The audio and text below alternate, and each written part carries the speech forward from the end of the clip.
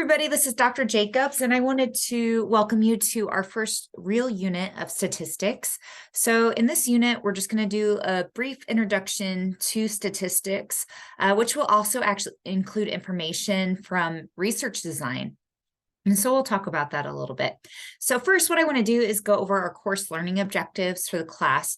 So these are the things that we as a program want you to be able to do by the end of this course. So at the very end of the semester, when you're done with all the content, we want you to be able to do all of these objectives. First, we want you to be able to demonstrate knowledge of statistical concepts, assumptions, and procedures. We also want you to be able to identify different types of data or data types. We want you to be able to represent data in graphic form. Want you to be able to choose an appropriate statistical technique, and that might not mean anything quite yet, but it will. We also want you to be able to perform the appropriate statistical analysis and interpret it. All right, so there's going to be a roadmap for the semester.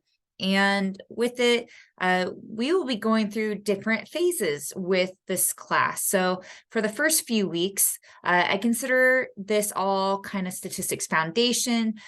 Sometimes I joke, and you'll read about this, I call it statistics boot camp. And in these first, 7 to 8 weeks, what we're going to be doing is learning all of the skills necessary so that we can do something else later on in the semester. So this first part of the class is going to include things like measurement, something called descriptive statistics. We'll spend about 3 weeks on descriptive statistics. We'll learn about the normal curve, probability, although it's going to be a lot less than what you think. So a lot of times when I teach stats, people think that they're like, oh, what's the odds the Chiefs are going to win the Super Bowl or something like that? And really, although those are things that are taught and probability underlies everything that we do with statistics, we really won't be figuring out how to go betting in Vegas and things like that. We'll also learn about something called standard scores. All right, and so then after we get through all these foundations, we'll start in the next part where we start learning something called inferential statistics.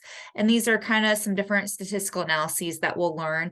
And we'll take some of our research questions and go through the hypothesis testing steps with our own data sets. And we'll learn different analyses like z-test. We'll learn a couple different t-tests. We'll learn about ANOVAs. And other things. We'll also learn about correlation and regression. And then we'll also learn about something called non-parametric analyses. So that's where we're going. How to be successful in this class. Taking this class online is kind of difficult, right? So I teach in person, but I also teach online. And so the things that you need to be successful in an in-person class also apply to being successful in an online class. And it's a little bit harder with online class because you're more responsible for your learning, right, in an online class. So some tips, take quality notes during class. Well, Dr. Jacobs, this is online. We are in class right now. Right now, this video is your class time, which is why you get points for doing this online. Because that's going to be the equivalent of me taking attendance in my face-to-face class. Ask questions. So I have opportunities for you to ask questions as you need them, just like it would be an in-person class. But that's why, we have the different tools that we're using within this class so that you can ask questions. And if someone else has a question, and it's the same as yours and you already see it in perusal, all you have to do is upvote that question. And then that actually gives me a better idea of, okay, maybe I didn't explain this as well in the lecture. Maybe this is not sufficiently explained in the textbook that I wrote. And it helps me see what things students have in common with the questions that they have. So if in some of these video lectures, I'm going a little too fast, you can tell me that. You can write a comment, hey, Dr. Jacobs, in your next video, can you slow down a little bit? It's just that I get so freaking excited about statistics because students come in with such low expectations that I get excited, and sometimes I drink too much caffeine and I go quickly. You also will want to create a handy dandy symbol sheet. I don't have a notebook. I do have a notebook on me. So if you look here, it's not the kind of same notebook that you're probably using for class, but like this journal, has like a cardboard piece that you can write on. People wonder, how many symbols am I actually going to learn in this class? You're going to learn a ton of symbols.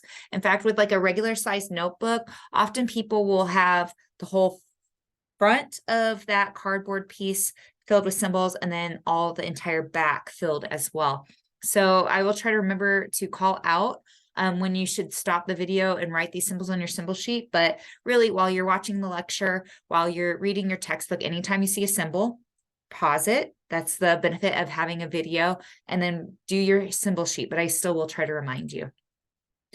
Then you will also want to create your own study guides each week based off of these unit learning objectives that I created for you.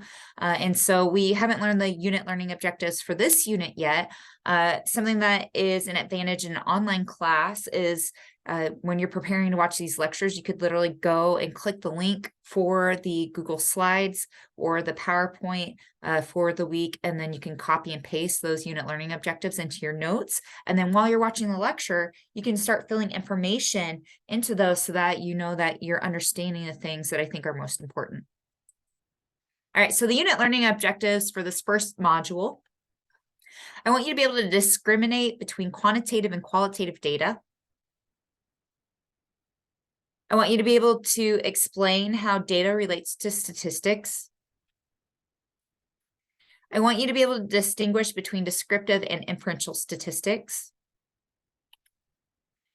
By the end of this unit, I want you to be able to differentiate between the different types of sampling methods through explaining their advantages and their disadvantages. I want you to discern among the 4 levels of measurement. And that's going to be something that's really huge. And you know, sometimes I tell students, hey, you really need to learn these levels of measurement. And then later on in the class, they're like, Dr. Jacobs, you didn't tell us how important that was. But for you all, I have video evidence of this that I did tell you that's going to be super important. It's going to be one of the most important things that we learn in this unit. I also want you to be able to explain reliability and validity in your own words. These may be things that you've learned in the past, but students often have trouble remembering the difference between reliability and validity. I want you to be able to describe the relationship among the obtained score, the true score, and error. And these things probably don't make any sense yet, but later in this unit, in this video, you'll learn about it. I also want you to be able to apply research methods, fundamentals using applicable terminology to research studies. So with this one, this sounds a little complicated, right? So statistics are the numerical strategies that we use to be able to answer research questions, okay? And so statistics actually doesn't take place by itself. In the psych department, we actually have a class where we integrate both research methods and statistics into one, and it's a year-long in-person class. And then we also have the option where we can separate statistics out from research methods.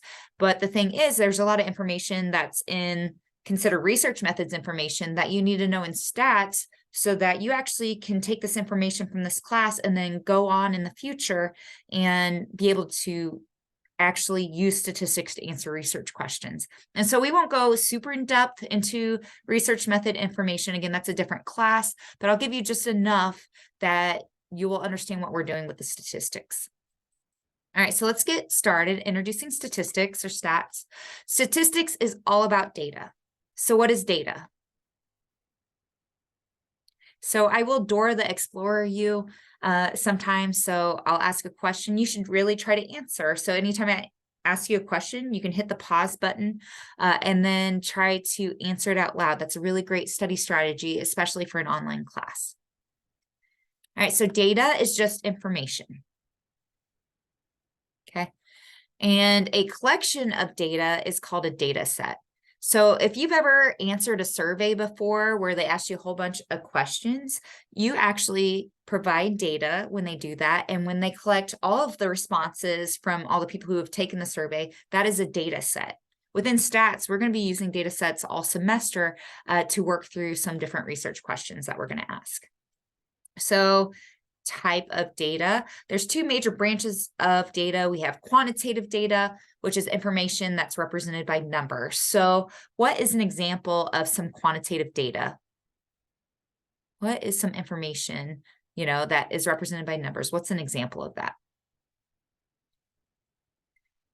So I can't guess what all the examples that you all might have shouted out there to this video, but an example might be how old you are in years, right? An example could be how much you weigh or how tall you are. That is quantitative data. And then the other branch of data is called qualitative data. And this is information that's represented by words. So an example might be if I asked you, what did it feel like the first time you fell in love? And some of you may have not done that yet, but for the people who have fallen in love, I could ask you, what does it feel like to fall in love? And the responses that you give are going to be in words, right? To describe the experience.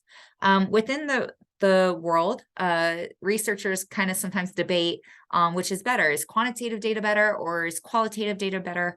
And my opinion, right, which is just one opinion, I think both have utility and value. And so there's a lot of researchers that feel the same way, and they do something called mixed method research, where they use both types of data to conduct their research. So in statistics, we extract meaning from quantitative data. Okay, so that means we are dealing with numbers.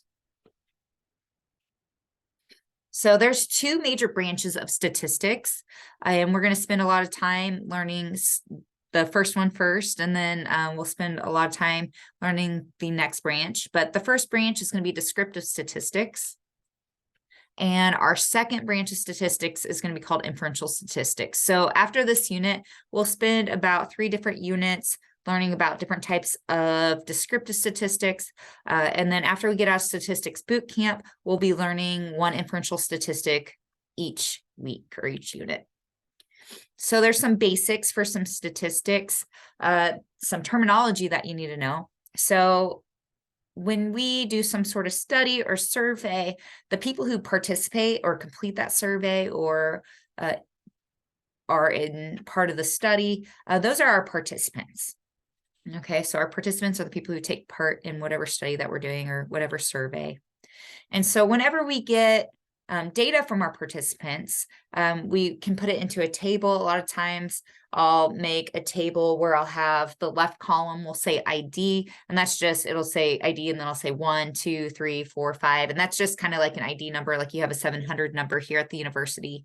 That's just so we can tell our participants apart. And then the next column would be X, and then in that column would be the data from each of those individual participants. So for example, if I asked you, how many cups of coffee did you have today? I'm on number 3 right now while I'm doing this lecture. We would say, okay, so participant 1, so let's say they had 3 cups of coffee. So the X for participant 1 would be 3, and participant 2 say they had no coffee. So their data would be 0. And so all those values in that table will be the X values from each of our participants. So if you notice here, that's our very first handy dandy symbol sheet symbol. So what you should do right now while you're taking your notes is go ahead and take your notes, but you want to pause this video and then you want to go and put this X onto your handy dandy symbol sheet. All right, so descriptive statistics, and when you hear that, descriptive statistics, what do you think that means? What do you think the function of these types of statistics are? This kind of sounds like a trick question, but the purpose of descriptive statistics is to be able to describe your data set in 1 or a few numbers. So if we think back to the example that we just did with asking a sample of participants how much coffee they've had in a day, what type of, so I'm going to rephrase this for a minute, but what is one way that you could describe that whole data set in 1 number? So if you said you could see what the mean number of cups of coffee the data set had, you're absolutely right. And the mean is an example of a type of descriptive statistic that we'll learn about. So again, a data set is a collection of data. So that's all of those X's that you have from all your participants. And so there's different types of descriptive statistics. There's some where we're trying to find the center of the data set. There's some to try to see how spread out the data set is. But we'll learn about that soon. So examples of descriptive statistics, you don't have to know all of these right this very moment. We'll actually spend a few weeks on these, but some examples are mean, median, mode, range, standard deviation, and variance. All right, so then the other branch of statistics is called inferential statistics. What does the word inference mean? If you said inference means to make a guess about something, you're right. Absolutely. That's great. So what we're doing with inferential statistics, we're trying to make guesses or conclusions about a population based off of a sample. So in order to understand that, we need to define what the word population means and what the word sample means with relation to statistics. So a population, and we'll go back over this again, but a population is every single person that meets the conditions for the population. So for example, if I wanted to study Americans, the population of Americans would be every single American that is alive right now, right? And that would be really hard to study. So often with inferential statistics, what we do is we'll take a sample of our overall population so that we can make guesses about what's going on in the population overall. So a sample then is just a portion of the population. And so we do that because we want to study the sample and try to make guesses about what's going on in the overall population. And that process we call generalization. All right. So examples of some inferential statistics, we'll do some z-tests. Specifically, we'll do a one sample z-test. We'll do a t-test. We actually have a few different ones we're going to learn. We're going to learn an independent samples t-test, a dependent samples t-test. I'll talk about the one sample t-test. We probably won't go into a lot of detail on that. We'll learn about some ANOVAs, one-way ANOVA. We'll probably learn about something called the Pearson product moment correlation, linear regression, and then we'll learn about probably chi-square statistic for goodness of fit, which is a type of non-parametric. Okay, so let's review populations and samples one more time. Population, again, is every case given a particular characteristic. And then the size of our population is represented by capital italicized N.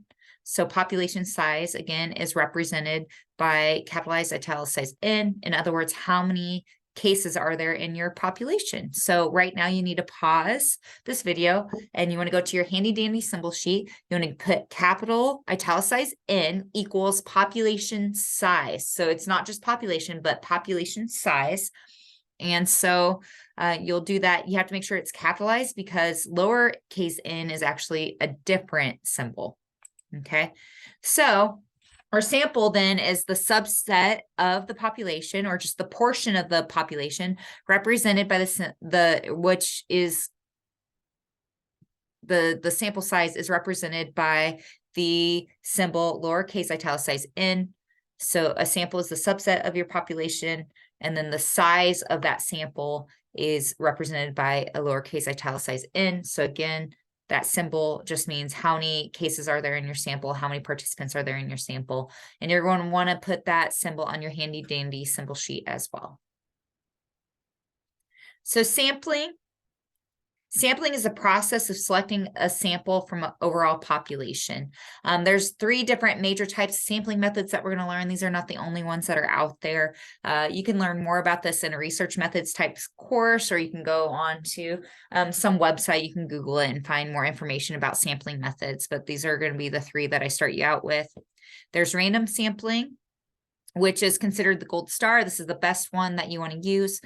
For random sampling, this means that every member of your population has an equal chance of being selected into your sample. So if I wanted to do a study of UCM students, the population of UCM students is every single student at this university, right? And so if I wanted to get a random sample of that, I could get the biggest hat ever, put everyone's name, every student's name on a little slip of paper, throw it into that big, huge hat, and mix them up, and then randomly draw out, say, 30 participants from that big hat. So random sampling is really great because it's when we have that type of sampling method, our sample is more likely going to represent that population that we got the sample from. However, there are some complications with it too, because it can be really hard to do. So if we wanted to study Americans, we would have to first know of all of the Americans, which is logistically impossible because people are constantly being born and dying and moving, and some people, don't have any records and things like that. So it's just really difficult. So although it's the best, it's not used as frequently as statisticians would like. We also have something called convenience sampling. Just looking at that name, what do you think that means? So if you said something to the effect of, it's a sample that you get because it's easy to get or it's convenient, you're absolutely right. And this is actually one of the most commonly used sampling methods. So if we wanted to go back to my example of doing a study at UCM, what would be a really easy way for me to get data for my study? If you said I could test my students, that absolutely would be a convenient sample. Sometimes people get confused about this here on UCM's campus.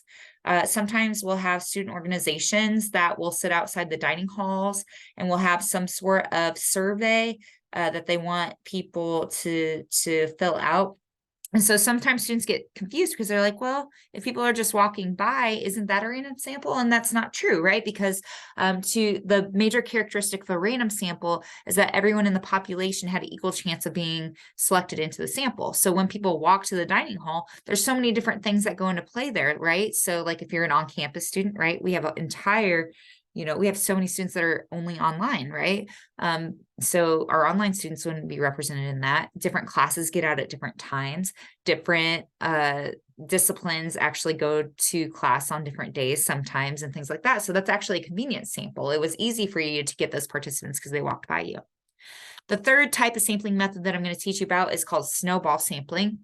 And this one, you recruit participants who then help you recruit future participants.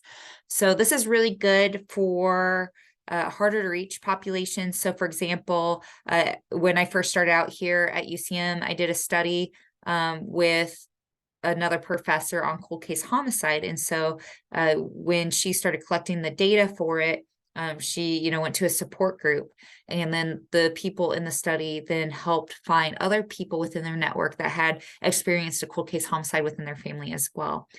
So a lot of times, if it's a really hard to reach population, this could be a strategy that you use.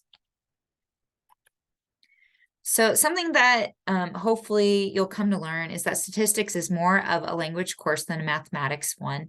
All the math that we're doing in here, we reviewed in the last unit, and it's not a lot of new things. But if you think of it like language, you're going to want to be memorizing these symbols. You're going to want to be memorizing the terminology. And if you trust me now, it's going to help you so much later because we will get more and more complicated. It'll start out really nice and fluffy, and then we'll progressively learn more and more. And we're going to use our critical thinking skills and things so that we can move further along in the content. So if we treat it like language, memorize the symbols as they come along, create your study guides for yourself each week.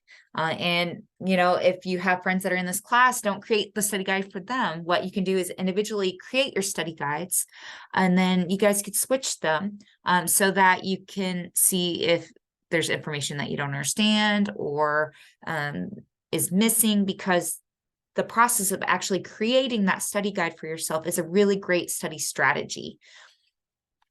All right, so we're going to talk about measurement. So the measurement is the process of turning information into numbers. So let me say that one more time so you can write it in your notes. Measurement is the process of turning information into numbers. And so with measurement, we're going to learn a few different things. We're going to learn about something called levels of measurement. We're going to learn about reliability. We're also going to learn about validity. We're also going to learn about something called error. And so this is kind of the framework for how we're going to talk about measurement on the next few slides. So again, measurement is the process of taking information and representing it by numbers. All right, so whenever we have data, like quantitative data, do you think it's all created equally? If you said no, you're right. So you've probably taken a survey before where they say, mark 1 if you're male, 2 if you're female, 3 if you're intersex, 4 if you prefer not to respond. That is very different information that you get from that versus if I ask you how many street tacos you had today, right? And I've had 0. Maybe that's why I'm dragging so much today. I need more street tacos. So with levels of measurement, what this is going to tell us is how much information our quantitative data is giving us. So again, not all quantitative data is created equally. And all quantitative data falls onto one of these levels of measurement that I'm going to teach you. Okay, so there's nominal data, ordinal data, interval data, and ratio data.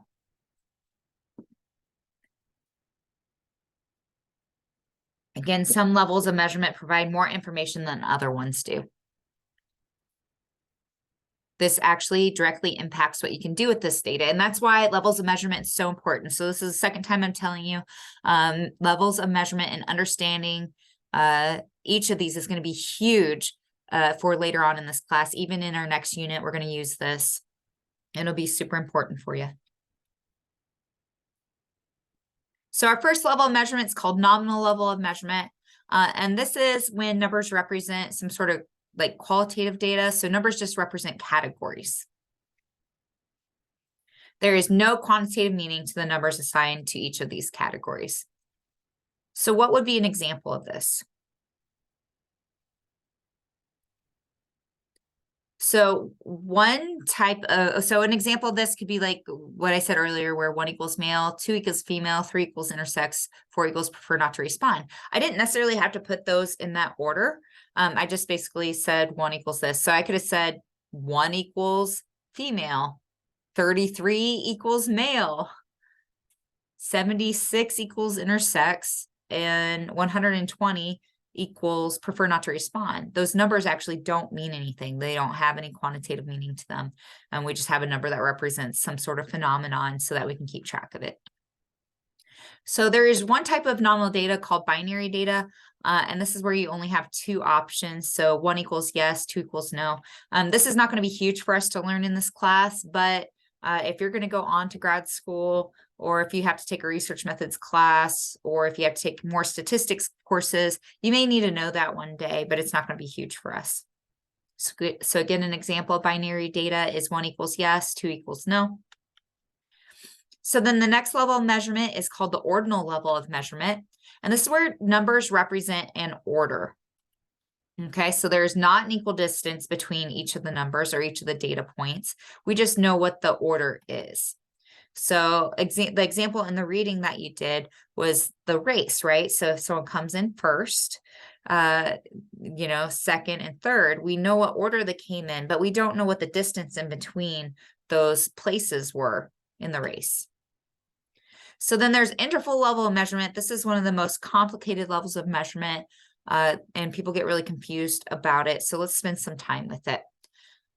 So again, interval level of measurement, this is the one that people struggle with the most.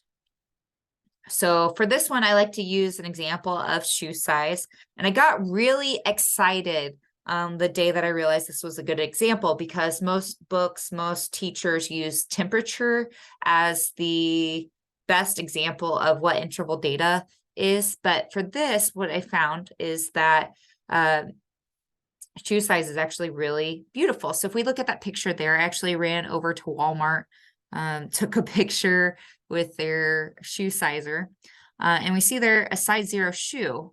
Does that mean that there's no shoe? No, however big it was, a size 0 shoe is actually still a shoe. So what we see there is that our 0 is just a placeholder. It doesn't mean that there's no shoe. It just means that it's a size 0. It's this size. Okay, so in other words, we're just saying that 0 is arbitrary. It is not meaningful. Okay, you also see here that there's the same amount of distance between a size 0 to 1 shoe as there is from 1 to 2. And that's what's characteristic of interval data. We have equally spaced intervals, or there's an equal distance between our data points. So 0 to 1, 1 to 2, 2 to 3, 3 to 4, 4 to 5. They all have the same amount of distance in between each of those. Then we have a ratio level of measurement. And the difference between interval and ratio level measurement is that ratio, the 0 is meaningful. In other words, our 0 means 0 or the lack of the attribute. So if I say I danced for 0 minutes, that means I did not dance, because 0 means 0. It is meaningful. Okay. So if I asked you, how much do you weigh if you weigh 0 pounds? That means you don't weigh anything. And that can be kind of confusing, right? Because people are like, well, then you wouldn't be a person. You can ask that question. But if something weighs 0 pounds, it doesn't exist, right? So it's the complete lack of the attribute. So again, you weigh nothing.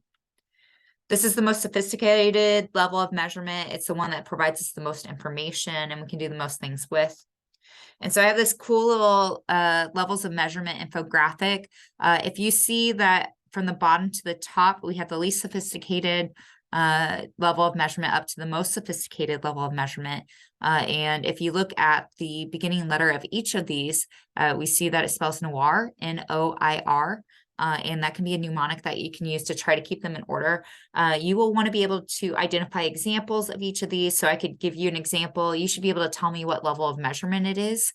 And that's going to be really important because we're going to use this to underlie so many different things in this class. So if you're struggling with this, please ask questions in the comment section so that I can help you understand this before we move on. Now, if someone else already has the same question that you have and they've already posted it, make sure that you upvote their question so that I know which questions people are having most frequently. And then that helps me gauge if I need to go back and do any reteaching. Okay, so then reliability deals with measures. So we knew that measurement means the process of turning information into numbers. Measures are the actual tools that you use to convert information into numbers. So if you wanted to know how much you weighed, what would you do? You would step on a scale. So our measure in that case would be that scale that gives you the number. And so in social science research, there's different ways to do this. Like some people do survey research. So the measure are the actual questions that you're asking your participants. If you're in like athletic training or kinesiology, you might want to do a VO2 max, right? And so whatever you do to get the VO2 max numbers is the measure. Okay, and so with reliability, what we're asking is the measure consistent? Okay, so I have a metaphor for you. You know, you may have had an ex-romantic partner, and maybe not everyone has romantic partners, but you may have had an ex-romantic partner that sometimes they remember your birthday and they bring you cards and they're sweet, and then other times they're passed out drunk in your front lawn. This is just a friend of mine that we came and staged this picture, so they let me do this for you all and for my book. But they're not consistent, right? Sometimes they show up, sometimes they don't. There used to be a lot of like car battery commercials that used reliability, saying like this kind of battery is more reliable. That's because sometimes, like, and I know because I've had some junky cars across my life, like sometimes your battery starts, sometimes it doesn't, and you really want it to be consistent. You really want to be able to rely on it. You want it to be reliable. And the same thing's true with our measures that we're using, because if we have really bad measures where we're getting our data from, that means our results really don't matter. So if I decided I wanted to go on a diet and I stepped on the scale, and let's say I weighed, 220 pounds, and I stepped off the scale and I stepped back on it, said I weighed 120 pounds, that's not consistent. That's not reliable. And that means we can't use that information and we can't find anything from it because it's not consistent. We don't even know if it's doing what, like, it's not accurate.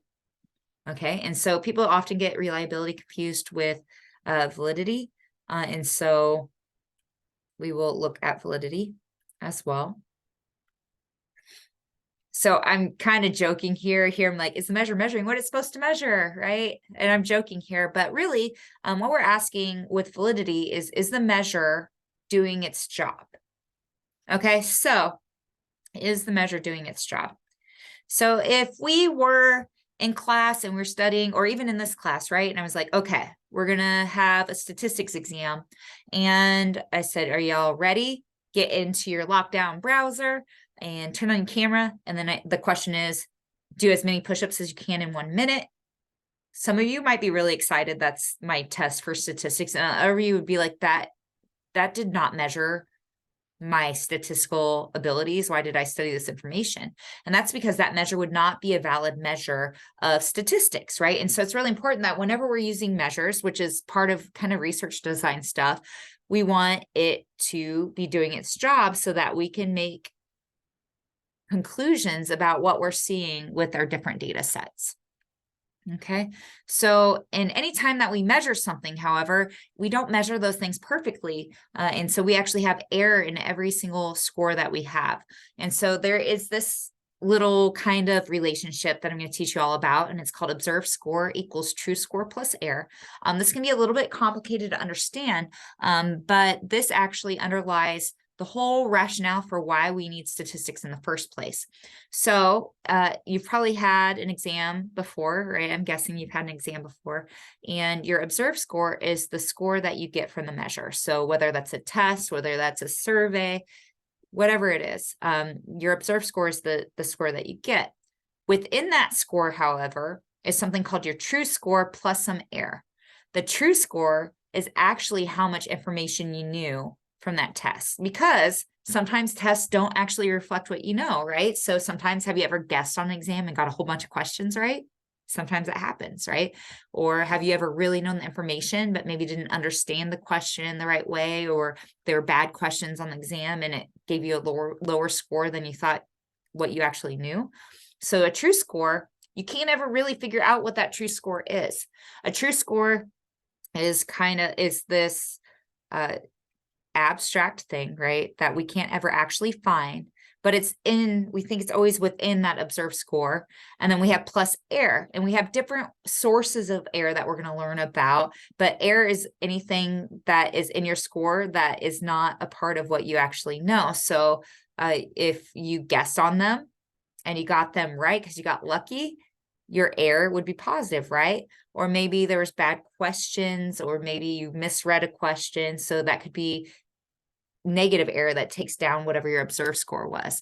And as a professor, I really wish we had machines where we could just scan the room and see what people's true score for the different things that they've done, because that would make grading so much easier. You just type them in and not have to write exams or grade them, and that would be wonderful. So there are 3 different sources of error that we're going to talk about in here. The first one's measurement error. So this is error that's introduced into your observed score because you measured it. And like I said, nobody's test is ever going to be perfect. There's going to be problems with any type of measure that you use.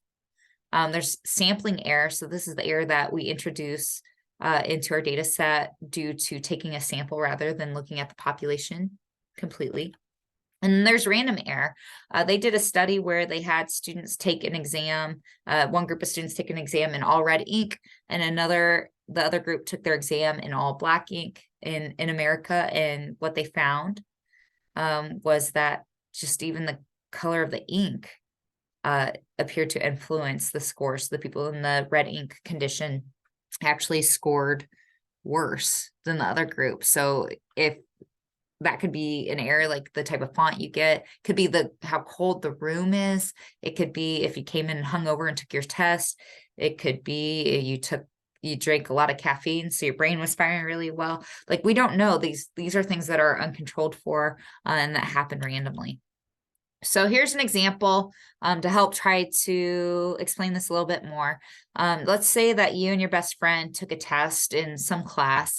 Your obtained score are the scores that you actually got on your exam. Just because you scored a 99 and your best friend scored a 98 on the exam doesn't actually mean that you did better, more than them, right? Because we know that in every obtained score, we have our true score, which would be the actual reflection if we had that magical machine to see how much content knowledge you knew. And then the error is all these other things that go in and influence your obtained score. And we see here that it's quite possible that since those scores are so close, that there's actually not a real difference between your 2 test scores. And this is going to be fundamental to why we're using statistics later on when we get to inferential statistics. There's different variables that you should know about for statistics, even though they're research design information. So you probably heard independent variable and dependent variable before. Independent variable is our grouping variable. And so we use the symbol capital I, capital V to represent independent variables. So you're going to want to put that onto your handy dandy symbol sheet. And here, so like sometimes we're going to test the differences between groups, right? And so let's say we wanted to see who's happier, people who drink coffee or people who don't drink coffee, right? So our different groups, our IV would be coffee status, right? And we have 2 different groups we're comparing. So that one independent variable, coffee status, has 2 different groups or 2 levels to it. So we use the symbol lowercase italicized k to represent levels of the independent variable. Another easier way to say this is the number of groups that we're comparing. Okay, so another way to say that is k is equal to the number of conditions. Sometimes you'll hear people use that language. Our dependent variable then is symbolized by capital D, capital V, dv. So go ahead and put that on your symbol sheet as well. And this is what you're measuring in your study. So in that example, if we were seeing who was happier, we're measuring everybody on the dependent variable of happiness. And that's what we're actually measuring in the study.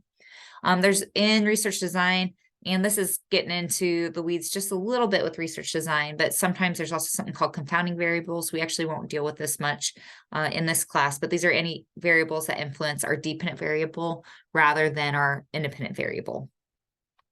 Okay, so there's three major basic types of research design that we're going to discuss in here. There's between groups design. This means that we have different participants in each level of our independent variable, or K. So if you see here, I just used that symbol that we learned on our last slide. And so when I'm saying these things are a language, they really are, and you actually can write them in shorthand and things in your notes as well. So in our last example, where we had people who drink coffee versus people who don't, we have different participants in each group. So that used a between group design. We also have a within group design, and this is where we have the same participants in each level of our independent variable. So an example of that would be how we do a pre-test and a post-test for this class, right? So everybody in this class hopefully took their pre-test, and then hopefully everybody in this class will take the post-test at the end. So you will each participant will take the same thing twice, and then I'll compare it to see how you all grew over the semester, to see how effective I am as an online teacher and maybe what changes I can make. So the match group design, this one's kind of tricky. I sometimes hesitate to introduce this early, but it's complicated, so I'd rather teach it now and then teach it again later if you need to. But a match groups design is where you measure all participants on some potential confounding variable, and then we try to make it so that participants in each level of the independent variable have about the same amount of it. So let's do an example, a step-by-step example of match subjects design. Let's say that I wanted to see if people had lost more body fat percentage in Whole30 diet versus keto, right? So step one, I could use the DEXA scan to obtain the starting body fat percentages for all the participants in the study. Step two would be put the participants in order from highest to lowest body fat percentage. Step three, then I would take the two participants with the highest body fat percentage and randomly assign one of the participants to, I used a completely different example here. So if we're doing the other one that I already started talking about, the Whole30 versus the keto, and then place the other participant in the other condition. And then step four, we do this process until all of our participants have been assigned to a condition. So you could do this with CrossFit and traditional weight training, right? So for that, we could do the DEXA scan, start with the starting body fat percentage for all the participants in the study, put them in order from highest to lowest, take the 1 and 2 participants with the highest body fat percentage, randomly assign one to traditional weight training, the other to CrossFit. Then we go to participants 3 and 4, since they're in order, and do the same thing, randomly assign them to a condition, and do that until all of our participants are assigned to groups. So let's do some practice with research design basics. So if I wanted to see if reading an introductory statistics chapter helps students learn, I might randomly assign half the students in this class to read the chapter and the other half of students in this class not to read the chapter. Lucky. And then I can compare how well the two groups did over a test over the material in this chapter. So questions for this example: what is our dependent variable? So I can flip back here. What is our dependent variable here? And you can pause this real quick before I give the answer. So if you said it was the test over the material or the statistics test score, you're right. Yay. If not, we can still practice. That's why we're doing this. What is the independent variable in this example? So here's the example again. So our independent variable in this example is whether or not people have, they read the chapter or they did not. Okay, so our reading condition. How many levels to our independent variable are there? There's 2. There's either you read it or you didn't. Which one of the 3 basic research designs would this be? It's between group designs because we had some students who read it and some people who did not. So that's all I have for this week. If you have any questions, make sure you put them in our perusal unit so that your peers can benefit from seeing them. I probably won't be in the perusal every day, but I'll try to check in a few times a week to see what kind of questions that we have. I am really excited about this class, and I look forward to growing with you all over the semester. Have a great week.